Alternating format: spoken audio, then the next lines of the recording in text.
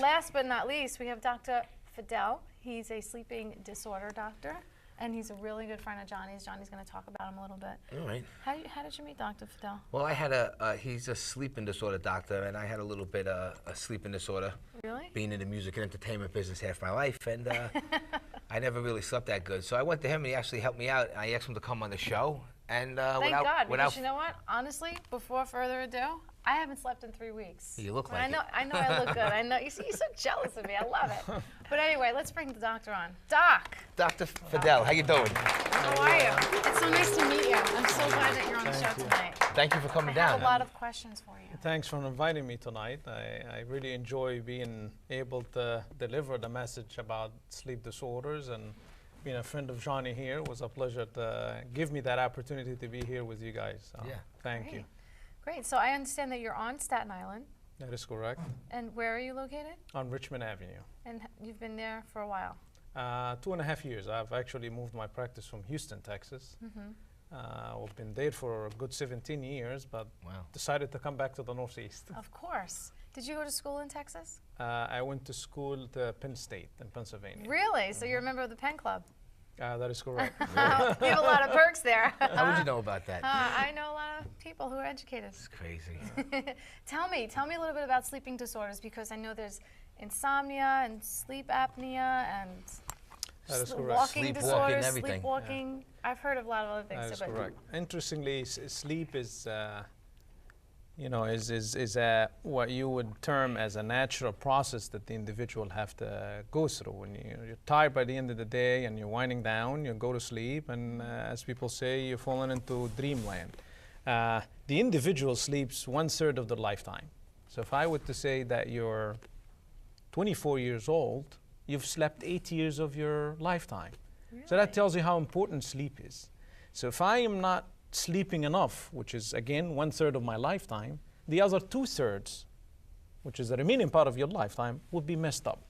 So sleep, you could simply say, is a debt that you have to pay to your body at the end of the day. Okay. If you don't pay that debt, then there will be a price that you will pay the next morning. That is being tired, fatigued, no energy, you're not functioning right, you're not performing right, and your whole life will be messed up.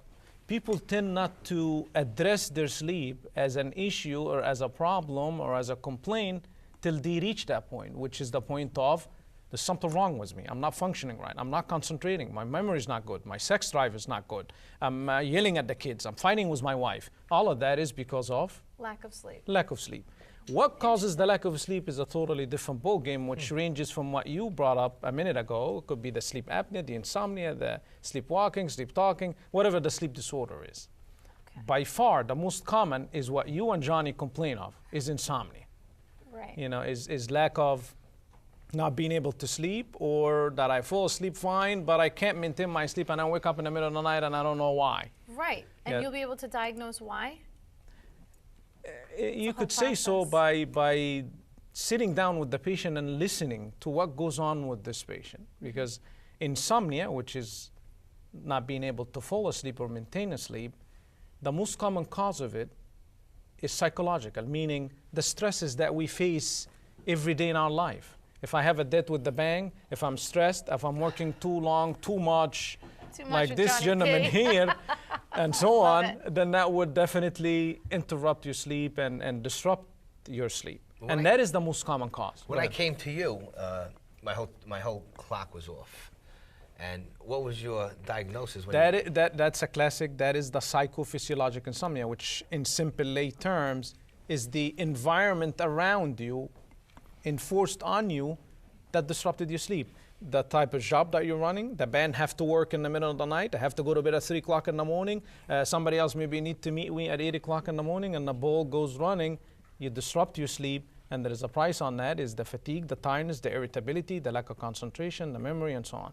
So by history, by sitting down with somebody like you, Right. you'd be able to tell, is the individual not falling asleep because of pain, they're complaining of a lot of pain? Okay. Is it because of psychological stresses? You know, the gas is too high now, I have a lot of debts, I have Right. checks that I couldn't even pay, my mortgage, I have a big fight with the wife, I'm getting a divorce. Oh my gosh. All these things Affect will you. definitely affect your sleep, and that is per se is the insomnia. Unfortunately, what would happen, first thing is the doc will open up the prescription and start writing for Ambien, Lunesta, the Butterfly, the Sonetta, the God knows what. I heard that's really bad for you. Correct. I mean, you end up with the side effect, but if you would give the time to the patient to figure out what is the problem, you could fix it without chemicals, without sleeping pills. But insomnia and all those other sleep disorders that you brought up would not kill the individual, would not cause you to die one day. Okay. The one that takes the highlights that can literally kill you while you're asleep is the sleep apnea. You brought this question up to me. Yes, I need to know. About what is apnea. Some kill people Tony. come in and says papnea, papapnea, because they don't know. It's a Greek word. Well, the word apnea starts with an A, means no. It's derived from a Greek word. The pnea is a breath. So if I tell you, or he or she, while you're asleep, you don't breathe.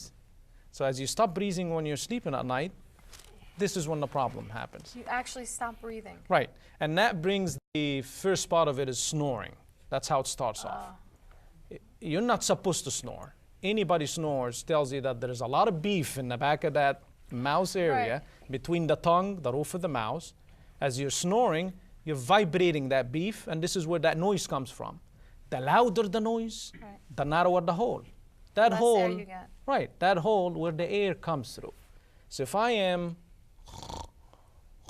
and I could get you a 2-year-old, what's the difference between the two? The louder, the deeper the snore, the narrower and tighter the hole. Doesn't it have to depend on your weight too? But Great point.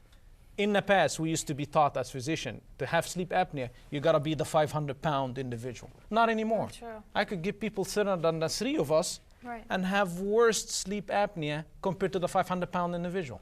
It has to do with this part. Anatomy. If I look at your mom, I say, gosh, she got the same set of eyes like you do. Well, it's your mom. Right. So anatomy. So anatomy, give me the nose, give me my small ears, give me the 6-foot guy, the 4-feet guy. So anatomy dictated how this area looks like. It just happens to be narrow, happens to be a big long tongue, happens to be big tonsils. The area is so narrow, and that what creates, when you fall asleep, the tongue falls back, gravity closes up the hole. Start snoring because the beef is vibrating and the air trying to go through. There are people that can snore and rock the whole room here, struggling to get that air through. Now, interestingly, if you open up any religious book, they tell you that as you get into sleep, you get into a stage where your body loses strength and tone and power. You're almost dead, right, in simple terms. Because you're not conscious. Correct. You lose complete power. So if I just told you a minute ago, you are struggling to pass the air through, and now you come in and tell me I'm going to just chop off the power and strings, and so can't do it anymore because you're getting weaker. Oh, and then that's how you die. That's sleep apnea. I just stopped breathing while I'm asleep. One of 3 things happen. Otherwise, people will be dying right and left every night. True. Right?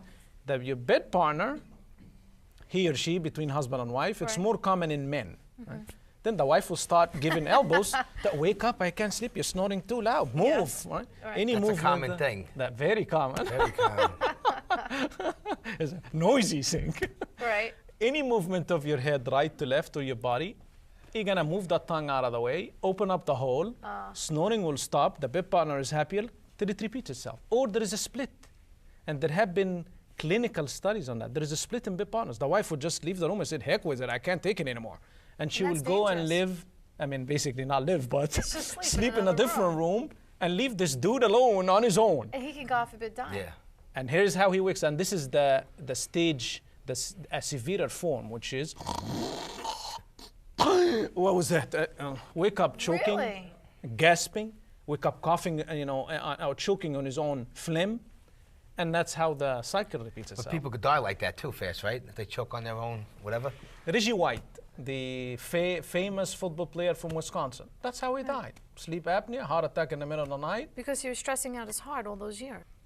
I think you brought up a good point, is what happens to the human body or to your body as a result of the sleep apnea, which is cutting off the oxygen at night. Let me start by saying something simple, that it will take 5 doctors and 10 years to diagnose sleep apnea on somebody.